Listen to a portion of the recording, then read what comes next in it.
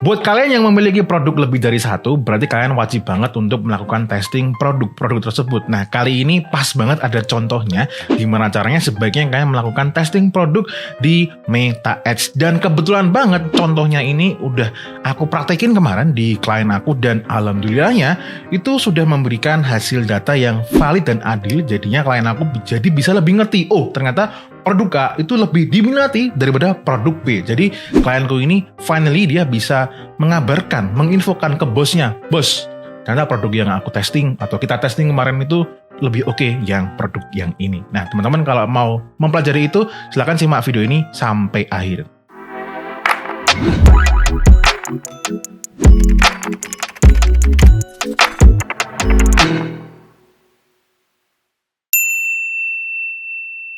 Halo guys, kembali lagi ya. Tapi kali ini kita di series yang berbeda, yaitu adalah Bredel Dashboard ya. Jadi ini benar-benar pure ya insight dari pengalaman aku melayani konsultasi klien-klien aku ya.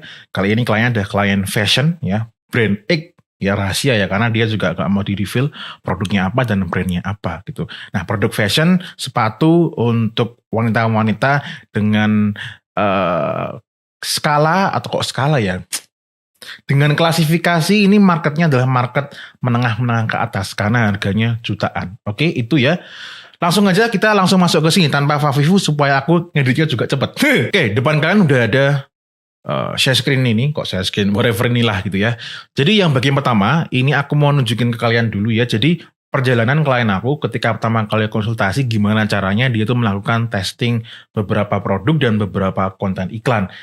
Yang menurut aku ini masih kurang oke ya. Oke, bisa kita lihat di sini. Di sini ada satu campaign ya. Campaignnya dia sudah pilih di sini guys. Teman-teman bisa lihat. Dan ini ada di dalam ad set gitu ya. BTW kalau baru pertama kali lihat Fusik, kok nggak di dashboard langsung? Ya karena aku nggak mengakses dashboardnya kliennya. Jadi aku hanya mengambil screenshot dari rekaman konsultasi. Begitu ya. Kalau nggak suka silakan tutup ya.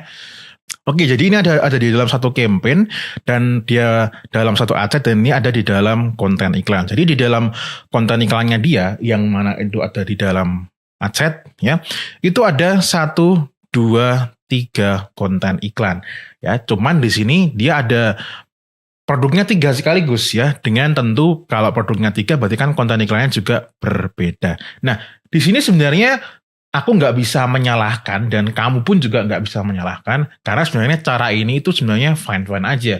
Cuman kalau kita mau membandingkan datanya secara fair atau secara adil ini tidak bisa. Buktinya apa? Ya jadi ini di sini bukan cuma sebatas preferensi doang ya. Dari jumlah yang dibelanjakan ya, kalian bisa lihat dia lebih condong yang di produk yang A. Produk yang satu gitu. Sedangkan si advertiser itu butuh data yang lebih adil menurut kebutuhannya pada saat dia konsultasi ya. Oke, berarti Mas kalau Masnya menggunakan cara seperti ini, Masnya nggak bisa kalau memang kebutuhannya adil. Kecuali cuma sebatas kebutuhannya valid. Nah, ini bisa. Nah, kalau seperti ini berarti kalau misal nih, aku nggak perlu nih testing dengan output datanya adalah adil. Kayak gini aja cukup. Oke, berarti kalau kayak gini, berarti produk yang satu itu lebih diminati. Karena terbukti Meta itu lebih menggelontorkan dana ya, yang di pertama ini ya, sekitar 7 jutaan ini dari total 8 jutaan. Oke. Terus kami bisa lihat juga, nah di beberapa campaign yang dia bikin dan gak tahu kenapa dia itu selalu kalau bikin campaign kebutuhan iklan baru tuh dia selalu harus bikin campaign baru. Sebenarnya itu nggak perlu sih ya. Nah, dia budgetnya itu terlalu kecil sekali ya, di angka 30.000. Sekarang bayangin 30.000 dia untuk mengangkat 1, 2, 3 konten iklan, sedangkan CPM-nya di angkanya segini ya. Jadi dalam sehari itu ya 1.000 masih dapat tapi nggak terlalu banyak-banyak banget ya. Jadi di pertemuan pertama ini aku menyarankan ke klien aku adalah Mas, mending Masnya itu karena memang Masnya punya beberapa produk dan sebenarnya kepengen setiap produk itu dites angle tertentu ya, misal produk A ya, misal sepatu A, kebetulan ini adalah brandnya jualan sepatu gitu kan, sepatu untuk wanita. sepatu A kepengen dites dengan 3 angle berbeda gitu kan. Katakanlah angle yang pertama dipakai di dalam mall, angle kedua dipakai di tempat yang terlihat mewah, mungkin angle ketiga dipakai di tempat coffee shop ataupun tempat nongkrong-nongkrong. Nah, misal seperti itu. Nah, kalau menggunakan cara yang seperti ini, ya, yang mana di dalam satu adset ada ini, nah, digabung-gabung produknya, nah ini kan nggak bisa, ya. Misal nanti kedepannya ini ditambahin konten iklan baru, itu juga kurang proporsional. Nah, jadi aku menyarankan untuk setiap produk itu ada di dalam satu campaign. Nah, contohnya itu ada. Oh ya, BTW guys, ini kelupaan. Jadi ini campaignnya, ad account-nya itu menggunakan CPAS ya. Jadi langsung muncul purchase-nya di dalam campaign-nya ya. Jadi bukan CTWA ataupun pakai lead kayak gitu ya. Oke, ya, jadi di sini ini pertemuan yang kedua, itu baru di minggu kemarin ya. Nah, ini kalian bisa lihat ya, dia sudah bikin campaign khusus untuk produk khusus. Jadi misal ada sepatu A ya, itu di campaign sepatu A gitu ya. Nah, dia ngetes beberapa konten iklan ya. Tapi di sini cuma 2 ya. Jadi dia ngetes ada 2 konten iklan di sini. Ya. Dan ternyata di produk 1 itu cuman orang-orang pada card doang ya, tapi yang purchase itu nggak ada, 0.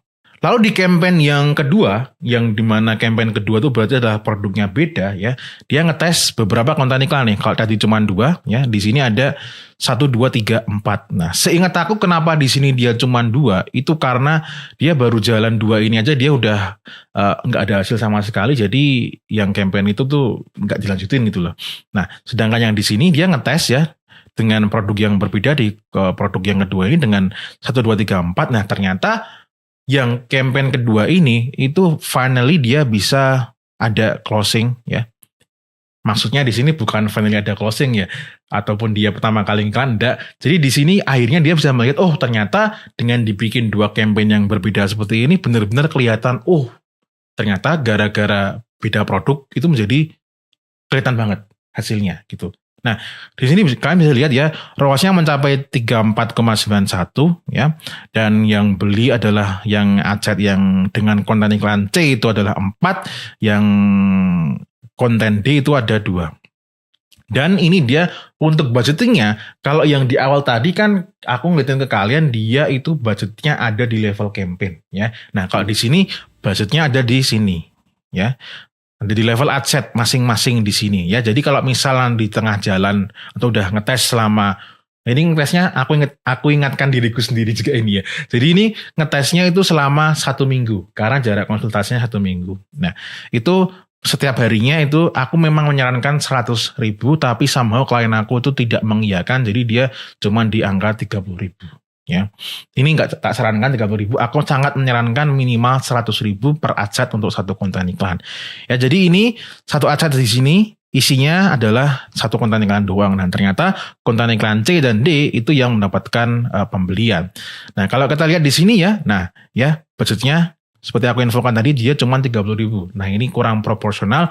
Kenapa aku bisa bilang kurang proporsional? Bisa dilihat di sini ya. Nah, bayangin aja CPM-nya sampai harga segini ya, tapi budgetmu cuma 30.000. Nah, ini ngeden ya, kurang oke. Dan kita lihat ya, itu cost per usernya di angka 65.000, 128.000.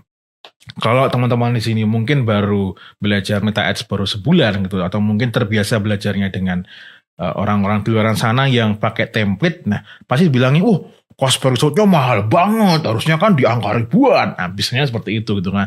Dan mohon maaf ya, karena sudah punya brand dan dia sudah punya KPI. Jadi dia KPI-nya adalah cost per resultnya itu minimalnya adalah 100.000 dan maksimalnya 400.000.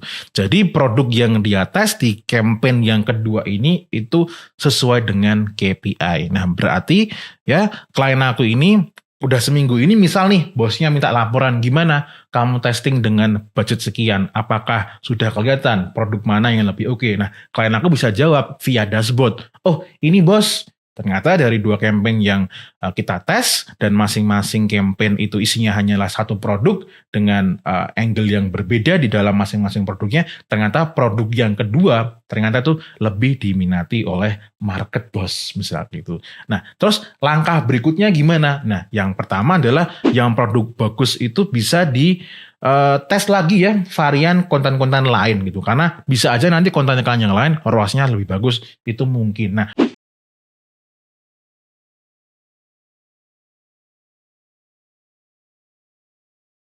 produk yang ternyata terlihat di campaign itu tidak mendapatkan purchase seperti yang kita lihat tadi ya, itu bisa aja misal kalau memang keputusannya mau dilupakan dulu ataupun di kill campaignnya boleh. Tapi kalau misal mau dites lagi konten yang lain itu juga bisa, karena barangkali dengan konten yang lain itu bisa mendapatkan feedback yang berbeda.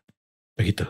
Nah, begitu ya guys ya. Kalau teman-teman misal kepengen juga seperti klien aku ini ya, mau diberikan konsultasi ya, mau di-bredel dashboardnya sesuai dengan judul series kali ini ya, itu bisa. Cuman mohon maaf ya, ini tidak untuk newbie ataupun untuk tidak kalian yang kepengen cepat kaya ya, ataupun kalian yang sedang mencari mastah ataupun mencari mentor, karena aku bukan itu semua. Ya, kalau teman-teman memang mencarinya seorang konsultan agar aku bisa melihat blind spot yang mungkin selama ini kalian miss seperti klien aku ini, silakan teman-teman bisa daftar konsultasi, linknya di bawah. Ingat, tidak semua aku terima. Dan kalau misal teman-teman itu butuh telepon dulu, bisa nanti klik di sini dulu ada tombol WhatsApp ini, lalu isi form ini. Nah, nanti akan nyambung dengan telepon dengan aku ya, tapi harus memenuhi syaratnya dulu ya. Kalau misalnya belum memenuhi ataupun belum ada dananya, silakan praktekkan dulu yang ada di YouTube dan jangan beli e-courseku, jangan beli apapun dari aku dulu. Begitu. Oke, gitu. Dari Fusik itu saja dulu di Bredel Dashboard yang terbaru kali ini ya. Udah setahun nih nggak update ini ya. Oke, as always, may we always live in prosperity. This is Fusik signing off. Bye bye.